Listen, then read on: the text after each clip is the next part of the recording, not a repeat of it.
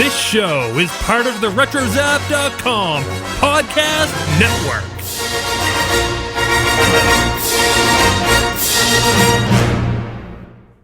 Now, prepare yourselves for a Starships, Sabers, and Scoundrels special edition. 5, 4, 3, 2, 1.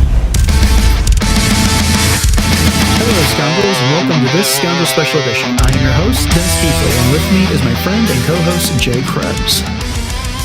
Hello, Dennis. How are you doing tonight? I'm doing okay. How about yourself? I'm doing pretty good, and hopefully our Scoundrels got a chance to watch Resitance this last week because, wow, what an episode.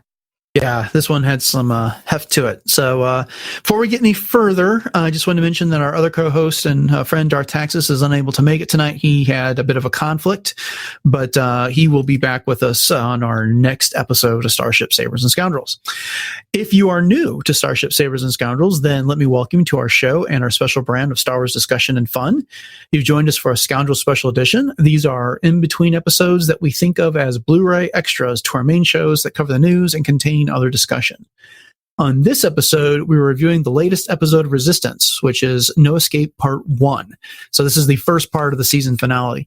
Heads up, this is a full spoiler discussion. So if you're still listening, well, we gave you ample warning. And here we go. So the episode begins in Doza's office, and Doza is confronting Commander Pyre about the First Order's oppression on Colossus Station. Pyre just made an announcement instructing everyone to stay in their quarters, and Doza's mad that Pyre took Yeager into custody, and in his opinion, they've overstepped their authority.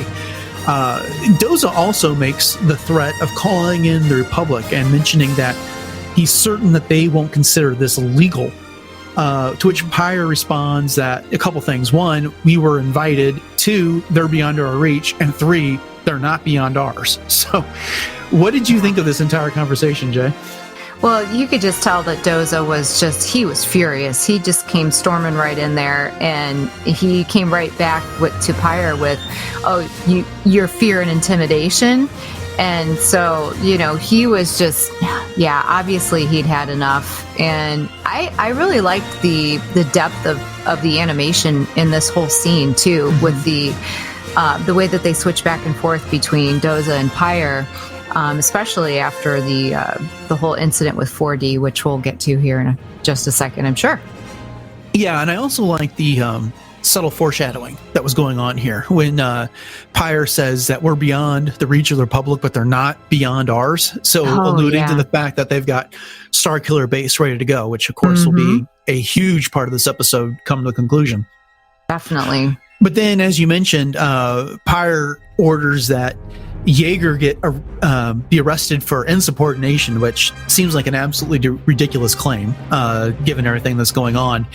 And at that point, Yeager tells 4D, which we just saw, that's it, because her name is 4DM1N, which is lead speak for admin. But for an admin, she's got an awful lot of impressive hardware and firepower, plus martial skills, and she starts laying into the stormtroopers until Pyre shoots her. And Pyre's response, pathetic. I was like, well, that's not true at all. Right. 4D just took out a whole bunch of stormtroopers there. And, exactly. If you hadn't been standing across the room and kind of caught her with a sucker blow, I'm not sure that would have worked quite that way. I think he meant pathetic in the way that Doza was even trying to resist. You know what I mean? It's like, oh, geez, this is just your little pathetic way of trying to get around this. But 4D was bringing it there. She kind of reminded me of L3 a little bit in that way. Yeah, I liked her in this episode. I'm hoping that 4D's fate is somewhat similar to what we saw with Bucket in the last episode, where he got shot, but then the Chelde fixed him. Right. I'm hoping this isn't. On the one hand, it would add some consequences to this show if that was the end of 4D. But on the other hand, I just, not that 4D featured in this series that much, but I don't know, kind of like to see a little bit more of that droid as opposed to the limited amount that we got. And K2SO came to mind too when I was watching that scene, from Rogue One, just the way that 4D put herself into, harm's reach and was willing to do anything to try to do whatever Doza needed her to do. So, yeah, there was some good droid action there. Protecting her master, definitely.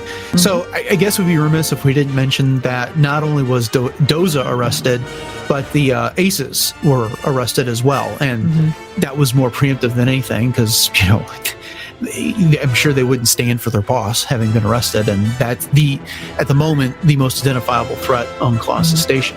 Right. But at the engineering level, Kaz is currently formulating a plan. He's going to rescue Tam and Yeager, steal a shuttle, and then head for his home, Hosnian Prime. Yeah. Correct me if I'm wrong, but I don't think that we knew that Hosnian Prime was his homeworld prior to this episode. Well, they had talked about it when Tam was with Tyranny in the last episode, and she had gone over the docket that had listed Cam's credentials and that type of thing. So, but to backtrack for just a second, too, as far as Tora witnessing this whole thing from afar when her dad gets thrown into the brig, I think she's finally... Truly, I mean, she kind of knew what was going on before, obviously, in the last episode, and her excitement with, sinking Colossus Station and everything like that. But I think it really hit home with her this time, and you could tell she was pretty panicked, but also focused. Like she knew exactly what she wanted to do next in that way.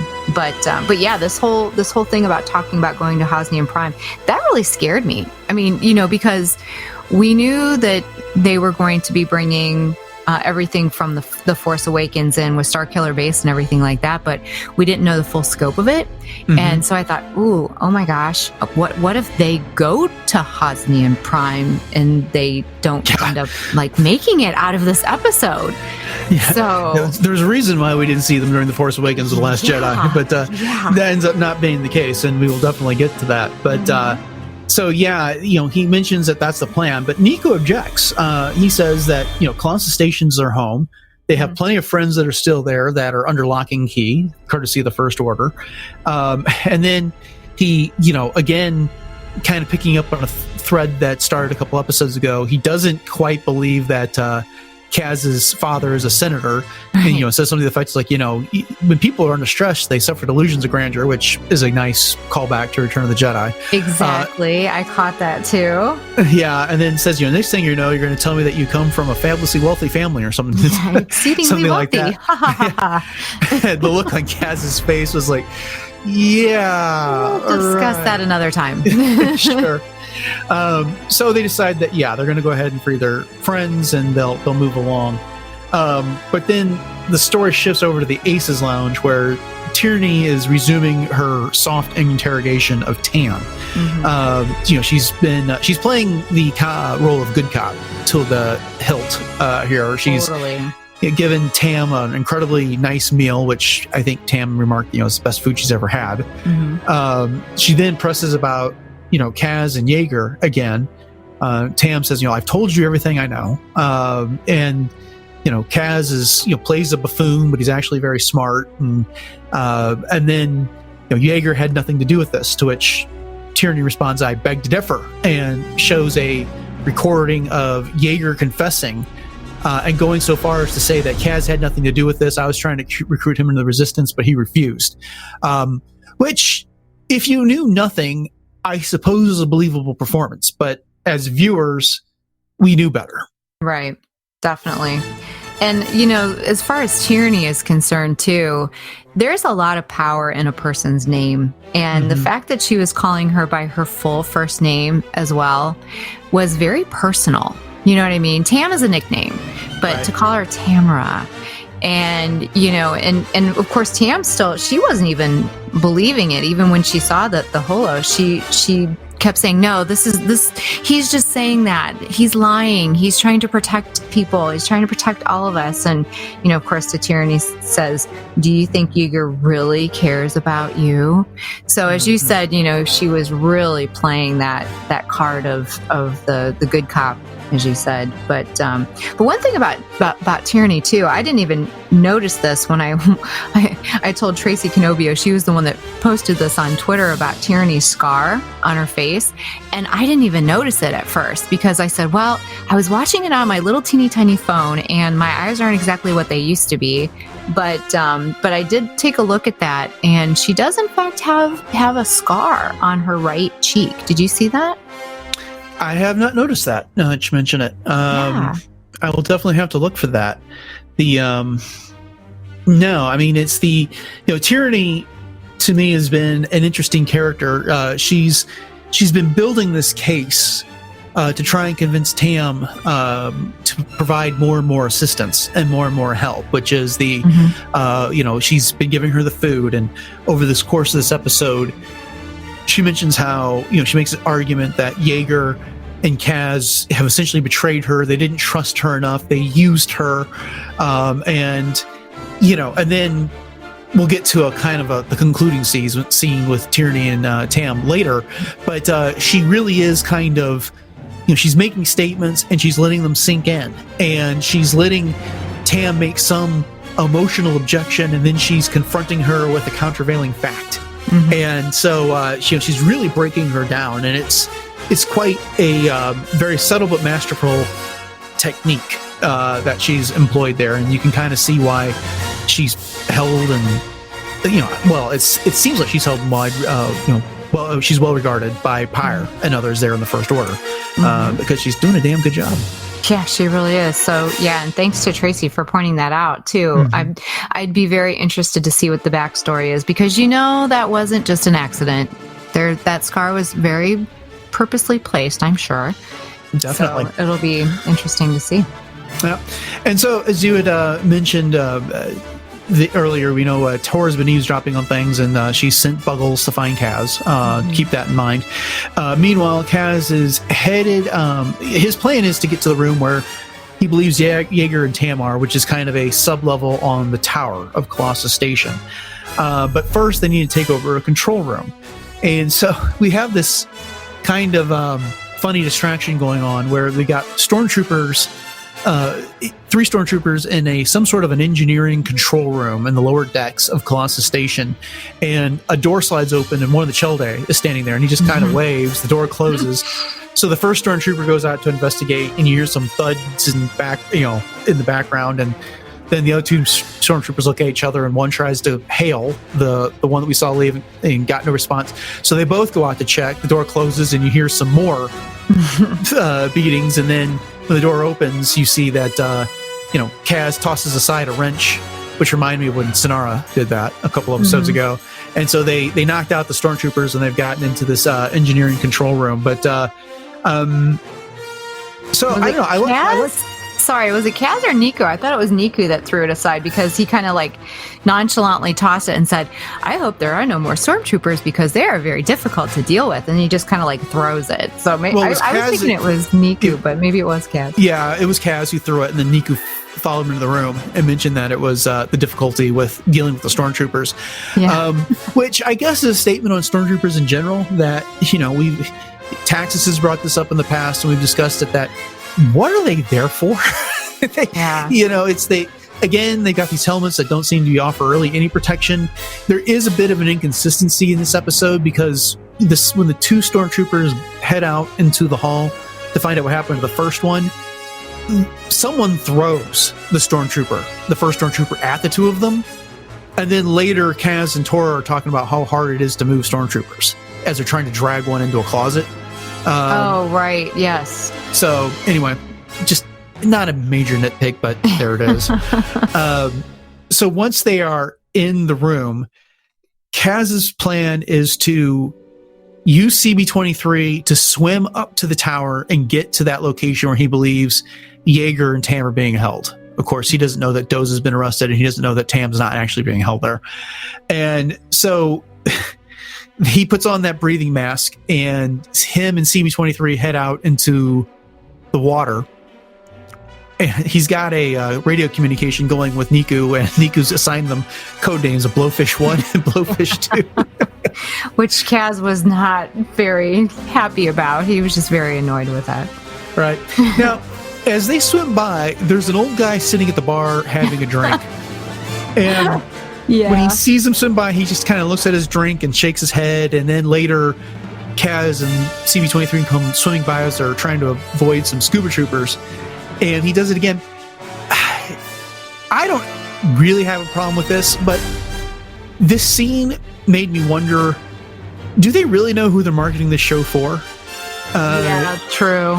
Because that's a good point. Because at the beginning of the season, we heard about how this was aimed at younger audiences and it was for kids. And it was a show that, the producer loved to have had when he was that age, whatever. I'm not sure alcohol jokes are appropriate for 7 and 8 year olds. I didn't even think about that. Good point. So anyway, I guess maybe they've abandoned that level there because it's, now they didn't make a big deal that it was alcohol and stuff like that. But, and if you're a kid, you may not have understood what that reference was or what it meant. And it may have gone just over your head, but still, that just occurred to me when I was watching it. So anyway, but as I was saying, they're out there trying to get to, because they're on deck 2 and they have to get to deck 12. Before they can get far, they run into the scuba troopers. Those were cool. They were very cool. Yes. And I love the music too behind it. Was very Avenger-y. But yeah, getting to the scuba troopers, I think it was a little callback to some of the ones that we saw in the Clone Wars originally as well, which was really neat. But I think this is the first time that we've seen scuba troopers in any other animation, if I'm not mistaken, or any live action for that matter. Yeah, the only other time I remember seeing anything like a scuba trooper was in the Clone Wars. So there certainly wasn't any in Rebels, and there hasn't been a need for them. And the only place that I would have thought we might see a scuba trooper would have been on Kamino, of all places, but. Right. I don't remember seeing any there. So yeah, that would have made sense for sure. Now, did they have propulsion on their backs, or was that just a light? Because it seemed like, when Kaz was using CB-23 as sort of his propulsion method, they were just kind of swimming to catch up to him. So was there actually, because I would have imagined that it would have been more of almost like a jetpack, but for the water, but it seemed more like it was just a light. Yeah, I don't recall them kicking. I don't remember seeing bubbles. They were swimming, but I don't remember seeing bubbles coming out of the back of the little pack on their back. So I didn't know if that was a propulsion or not. Yeah, I'm looking at an image of the scuba troopers on StarWars.com, and they have flippers on their feet, and I see their backpacks. I don't know if that's just supposed to be an air tank, because they do have the hoses going from the backpack to their masks, or if there's supposed to be any propulsion in there or as well. Yeah. That's a good question. Because they do have I don't know, blue lights in it, but I didn't know if it was anything. Because they should have propulsion. I mean, come on.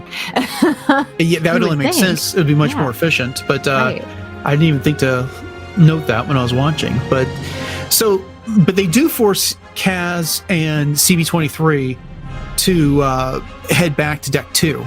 And, Kaz tells Niku, hey, open the hatch to deck 2, and that confuses Niku because they were headed to hatch 12. They get in there, and they start struggling with the scuba troopers. And about as good a fight as you can make underwater, because it's, that's not easy to do.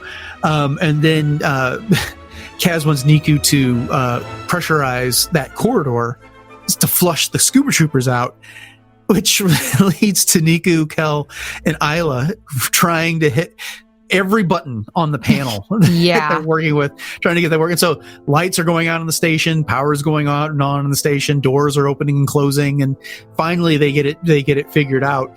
But it is kind of a funny joke about the fact that using that standard Star Wars design from A New Hope, you got all these control panels and nothing's labeled. Right. So strips and panels of buttons. And so if you didn't know what a button did, just looking at the panel is not going to give you a clue. Exactly. So true. But the design itself, and it didn't hit me until I looked at Bucket's list, was kind of a throwback or a callback to the carbonite freezing chamber in Empire Strikes Back, which I thought was really cool. And I would never have caught that. So I'm telling you what, Scoundrels, you need to really check out those bucket lists and, the episode guides and the art galleries, because they really do add a lot of depth and richness to just everything that you see. Because like you said, even with the scuba troopers, there's just so much that happens in that 22 minutes. And it's just, unless you sit there and analyze everything, there's no way to catch it all. Yeah, it's the I second your recommendation on the on that, because it even just some of the concepts that they put in those things sometimes gives you kind of an idea of what the producers are thinking, which does help you interpret the episode to a degree. Right. So they get rid of the scuba troopers, and now they got to figure out how to get the tower. But Niku notices, or Isla and Kel notice, and then they show Niku that hanging above them in this chamber all along has been a hyperdrive. And so Colossus Station is not just a station, it's also a starship. Yeah, who knew? They said a Class 2 hyperdrive. Yeah, when we started talking about Resistance way back at the beginning of the season for the first 2 episodes, we had been noting that there was a bit of a mystery surrounding Colossus Station. Right. And part of that was because we were wondering why the First Order wanted the station so bad. And I was a little let down and disappointed that it was just simply a staging area for their invasion of the rest of the galaxy. Mm-hmm. But it is kind of cool that, I don't know that the First Order knows this or this is even part of their plan, but there was this twist on Colossus Station, that there is this element that there's more than meets the eye, and that does have this hyperdrive. And, that's going to obviously figure into something that happens with Colossus Station in the second part of the series finale or beginning of next season or at some point. Right. It's just kind of, I like that the station has mysteries, that it's got this sense of being old, and not everyone that's there understands everything about it. Right. So that was kind of a cool discovery. I agree. Yeah. So Kaz is going to head back up to Deck 2. This time he's going to walk. And on his way, he stops by Orca and Flix's shop, Requisitions. And when he gets in there, he doesn't see anyone, but he hears some noise coming from a crate. And he opens it up, and it's Orca, Flix, and Bitey, the gourd. And a pit droid. Yeah. Of all things.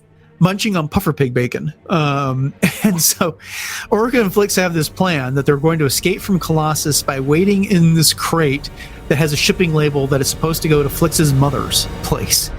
And then Kaz has to break the bad news that with the kind of the embargo that's put on the station, nothing's getting out of there. But that doesn't seem to deter them at all. Orca says, hey, you can get in too. I'll make you some room. Yeah, and he said they were in there for days, and all I could think of was, ew. Yeah. Try not to think of the smell. Yeah.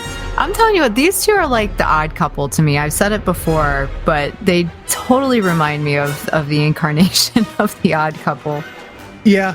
It's just kind of a bonus scene, because other than the fact that Buggles, Taurus Pet, runs into Kaz here, there wasn't really a need for this scene in the episode. It's just kind of a bonus throwaway thing. Or, I guess we learned our lesson during Rebels that you can't really ever call anything a throwaway until the series is over. But I just can't imagine that this, of all things, will be a determinative factor later in the show. I mean, we already knew that Flex's mother was a big deal based on the when Kaz had to try and run the shop in their absence. But almost makes you wonder if there's a story there too. Yeah. All I kept thinking was, maybe she knows Maz. You never know. All roads lead back to Maz, or at least that's what I know, right? Exactly. Exactly. This season. But so Kaz decides to move on. Buggles finds him and starts leading down to a hall. And then Tora reveals herself. She's hanging out kind of below the deck plates in one of the corridors. And so they start to make a plan that they're going to get back up into the tower by going through the incinerator. Where have we heard that before? Right? I know. Exactly. Yeah. Kaz even makes the reference of, hey, last time we were there, we nearly got destroyed by lasers. And then Tora even goes so far to say, yeah, but they're not even on today. Well, that was the mistake they made last time. Exactly. So these things just don't stick with her, I guess. But right. Well, I liked how Niku was using the call sign or call names this time, Buddy 1 and Buddy 2. Yeah, he was so excited when Kaz called him Buddy. And he told exactly. Kyla and Els, that is a term of affection in many cultures. And so, but I mean, I could have sworn Kaz had called him Buddy or, friend or something like that before, but Maybe I not. don't remember. I'll have to go back and check at some point. So they're making this plan, and then they get discovered by another First Order BB unit. I call them all BB-90. I'm sure they've got different designations, but they all look the same. The First Order doesn't allow for variation there. So CB-23 goes on the attack. First, she uses her extension cable with misses, and then she comes back around and does a little Tarzan routine on him and hits him, and then shocks him in that primary sensor, which kind of throws him off. And eventually she gets him to charge her as she's sitting next to the edge of a shaft, and then he flies right past her and plummets down the shaft. But I don't know. I've kind of come to like the BB fights in this series. This is not the first one. We've had the BB-90 unit that's kind of been up to trouble, and then our heroes have managed to get it out of the way. They're roly rumbles. That's right. Also, this also kind of reminded me of when R2 fought Goldie in the Clone Wars when Ahsoka led. I can't remember what the name of that episode was, but they went to the Separatist ship that was kind of in orbit on the gas planet, and Ahsoka ended up finding Grievous, but Goldie had been the replacement droid for R2, and was just really a Separatist spy. And then eventually, when R2 got himself back together, he had a little face-off with Goldie there. But there was, I don't know, I just got that feeling all over again. Good call, yeah. Thanks. So they get past the BB-9E unit, and they're continuing their way up to the tower, and they run into a stormtrooper where Kaz has probably had his most success with a blaster ever. Because at first he yanks the blaster out of the stormtrooper's hand, but then he points the wrong end back at the stormtrooper. Oh my goodness, I forgot about that. Yes, and then he kind of bumbles with it a little bit. Tora's delivery of wrong end was so great. Yeah, I remember that now. Yeah, so they struggle with the blaster for a bit, then Kaz gets a hold of it and then stuns the trooper with a single shot. I'm trying to think. That may have been like the first time he did anything like that, because he's been. We made a joke about how clumsy he is with a blaster, right? And random, as Obi-Wan might say, but. And then it's true. Yeah. Well, one thing too, I noticed just thinking about Kaz in general in this whole episode is that was probably one of his only real bumbling moments, I feel like, in this episode, now that you bring it up. He was pretty calm and measured for the most part in the rest, even in the face of, the scuba troopers and trying to get Niku to shut the right doors and open the right other ones and everything else. He had more of a sense of calm purpose, I feel like. Did you get that sense? Yeah, he wasn't quite the spaz that he could be. Yes, exactly. I hate using that word because I'm not sure it's quite accurate, but he had a plan. He started executing the plan. The plan didn't survive contact with the enemy, so he revised the plan. And then in the middle of that plan, he gets, contact with Tora, and they revise the plan again. So he keeps rolling with it. And it's, as you were saying, he was definitely much more in control. He was much more calm than we typically see him. And he's just determined. And I guess it's the experience and the maturity that's starting to show through here. Because, when he joined the Resistance and he became a spy, he was just enamored with the idea of being a spy. And now it's not all fun and games. The First Order has come in and taken over, and his friends are being held hostage. And, his plan to rescue them, get on a shuttle, and go get backup is a very sound idea.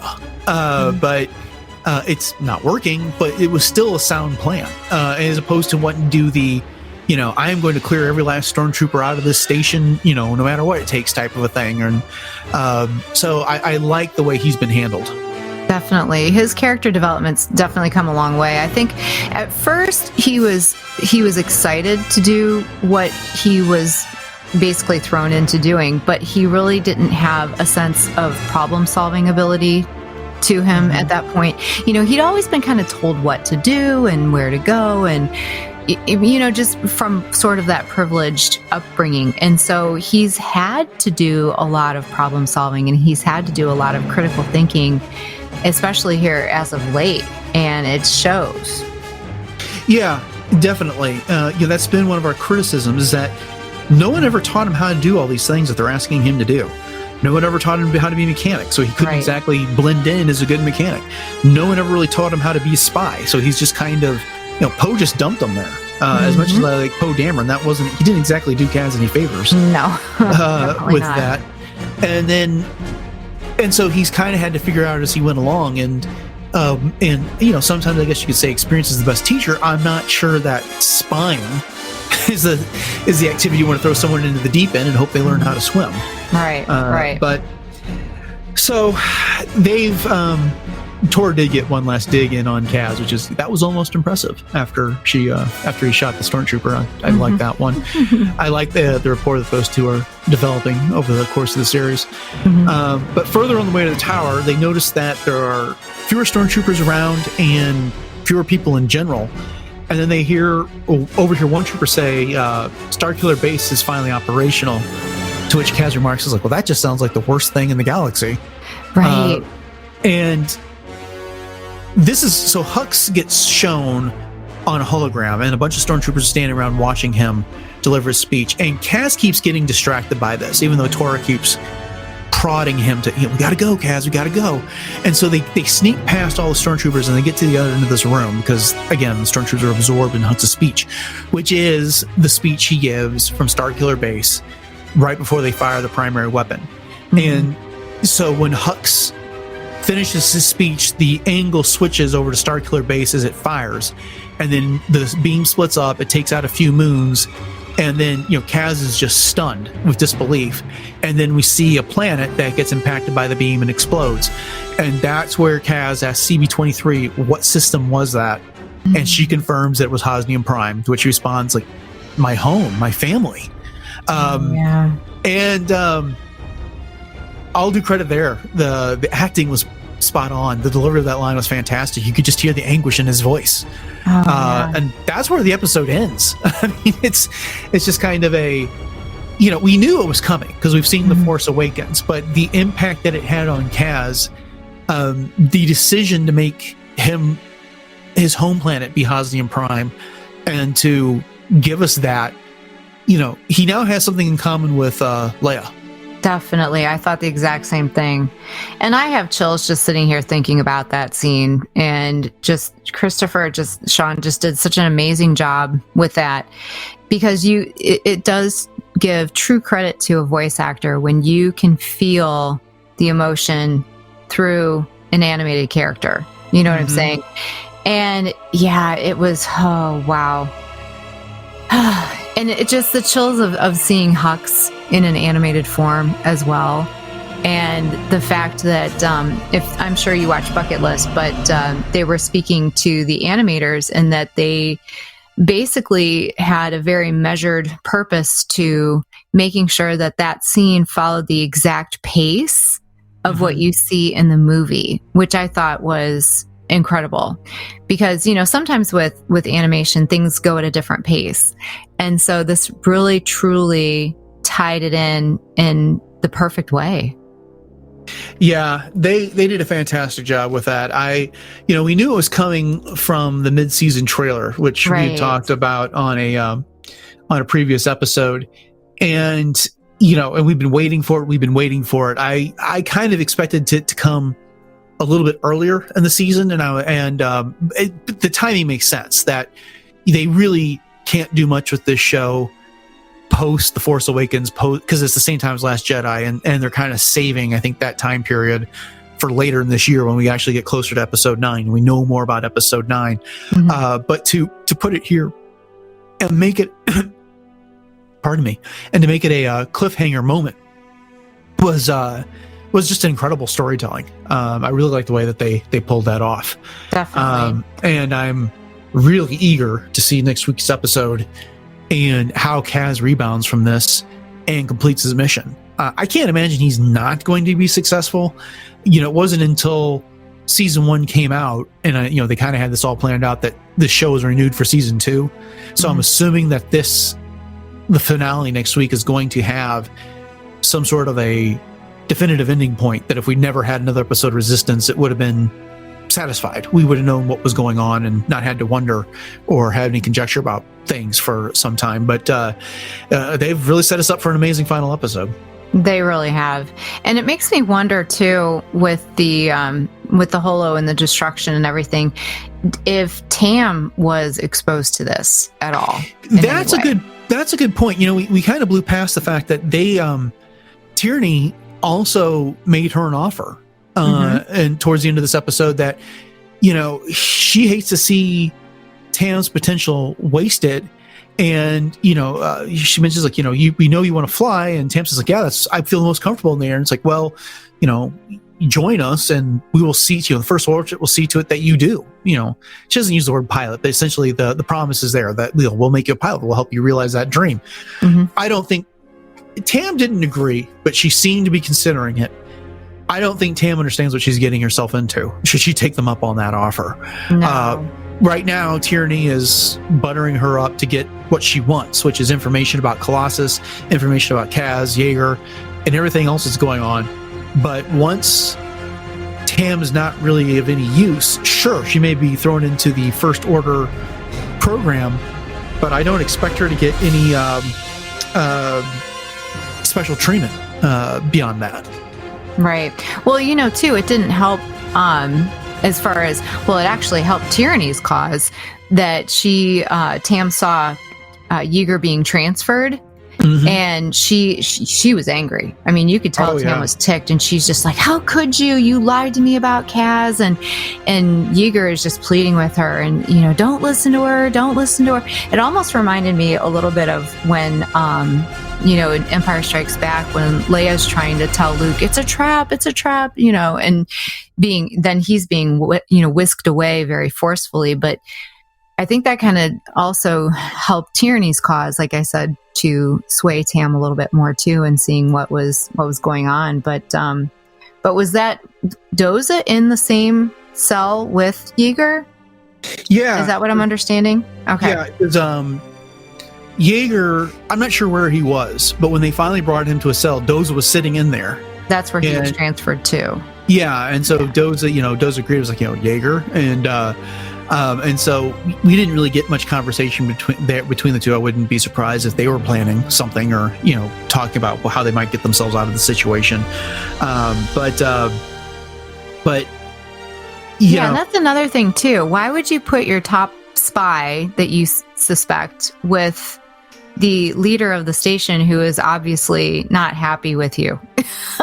You know, it's kind of a weird comment. Like, are they setting them up to like spy on them in their cell and hear what they have to say, or is that just a weird coincidence, or what?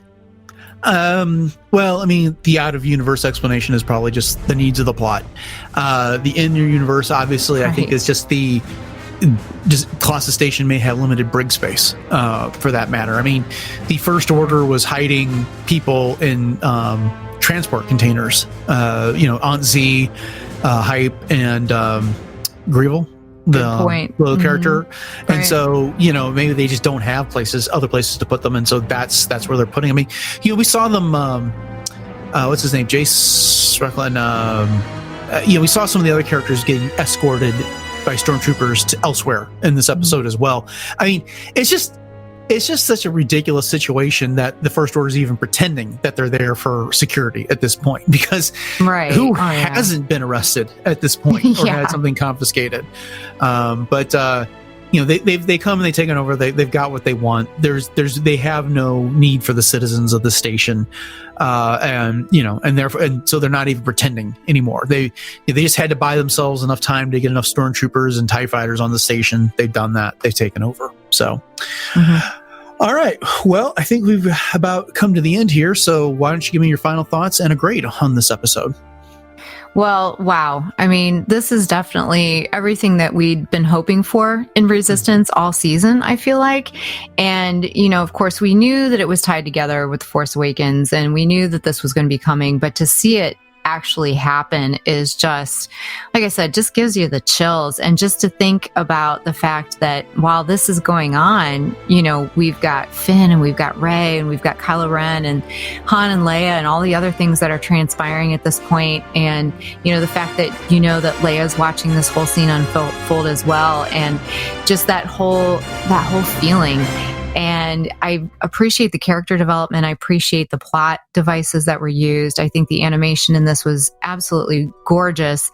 And the music was spot on. And we got some callbacks to some familiarities from different scenes in different movies, like we mentioned from Empire Strikes Back, and then the Scuba Troopers from Clone Wars. So yeah, I mean, this one really, really had it all. I mean, they really brought it this time. And I cannot wait to see what happens in the finale, the final finale. Although, you know, be careful what you wish for, I guess. We'll have to see. So this is definitely an A for me.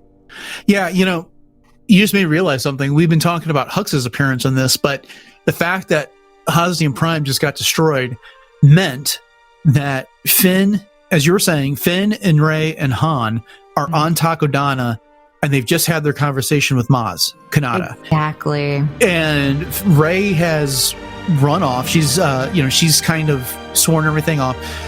Finn is leaving. He's trying to escape from the First Order, and Poe and the Black Squadron and the Resistance are on their way to Takodana. So that's really cool, thinking about where we are right there with that. Definitely. So that's a good point, Jay. I like that. And, things are really about to heat up there with the Battle of Takodana. And then, I can't help but wonder if this next episode is going to have anything to do with the attack on Starkiller Base, if we're going to hear anything about that in the finale. Wow.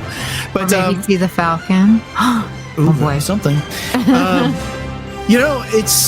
I've said this a couple times in recent reviews, but this has become the series that I wanted to see, and it went from being a very simplified story to being something that is doing a lot more advanced storytelling over the course of the season, and it hasn't had a lot in the way of standalone episodes. It's been serialized storytelling, and they brought it to this point. And they've set up stakes, and my heart's breaking that Tam is getting swayed by the First Order, and that she might end up joining them. I hate to see that. You know, you can look back on this series now and see where Kaz and Yeager made their mistake about not being more open and forthright with her, and not trusting her with some of this knowledge so that she could better understand what was going on, and setting up the situation where she could be swayed by Agent Tyranny. But after that, I think we've said all that needs to be said. This is a great episode. It's another in a string of good episodes, and it gets an A from me as well. All right. Well, that's going to put a wrap on our discussion of No Escape Part 1. Before we go, what do you got going on, Jay? Well, of course, you can find me right here on Starships, Sabers, and Scoundrels, and all of our regular editions and special editions. And invite all of you to go back and listen to our recent interview with Michael Pasquale. And you can find that on the RetroZap.com podcast network. And you can always find my archive blogs over at Coffee with Kenobi and my Core World Couture fashion review blogs as well. You can find Darth Taxus on the Geek Supreme each week with Scott Murray, Jeff McGee, and Regina Davis with their Around the Horn style geek topic discussion show. As for myself, you can find my comic reviews on RetroZap.com. I would highly recommend Vader Dark Visions #1. It is a different type of Darth Vader story. I just read that today before we recorded this and wrote my review. I absolutely loved it. Is that the one where he kind of looks like a medieval knight with the... Yeah. Okay, I did see that one advertised. That looks very, very intriguing. I'll tell you a little bit more about it off air because I loved it. But each month I'm talking Star Wars comics with Joe J. Shepard on Jedi Journals. My wife Beth and I host a Star Trek podcast currently devoted to Discovery called Warp Trails, and you can find that exclusively on the RetroZap podcast feed. If you want to find us on social media, we are SQPod on Twitter and Instagram, and on Facebook at facebook.com/SQPod. You can email us at sqpod@retrozap.com. You can follow Darth Taxus on Twitter at Darth Taxus, and Jay is at Joyce Krebs, and I am at DJKVER2. And don't forget our Discord server. That's been a lot of fun lately, whether it's been our room or one of the other shows or a general discussion. There's always something going on over there, and there's been a lot of fun lately. Agreed. Speaking of RetroZap, we are a proud part of RetroZap.com podcast network. The network currently features more than a dozen shows covering everything from retro gaming, movies, collecting, and a ton of Star Wars. You subscribe to the network feed and get them all in one place. We'd love a review wherever you listen to your podcasts, and tell your friends, especially the ones that like Star Wars, all about our show. Help them subscribe if they don't know how. We really appreciate the word of mouth. It's been really helping us out lately. February was our best month ever for downloads, and March is shaping up to top it. So thanks for getting the word out there, Scoundrels. We couldn't do it without you. That's going to do it for the Scoundrel Special Edition. We'll talk to you soon with another episode of Starships, Sabers, and Scoundrels. Until then, Scoundrel Nation, may the Force be with you.